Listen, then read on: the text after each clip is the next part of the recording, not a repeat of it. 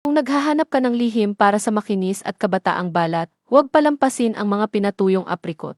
Dahil sa vitamin E at antioxidants, ang aprikot ay tumutulong sa pagpapasigla ng natural na collagen na nagpapanatili ng makinis, maliwanag na balat at pumipigil sa pagtanda.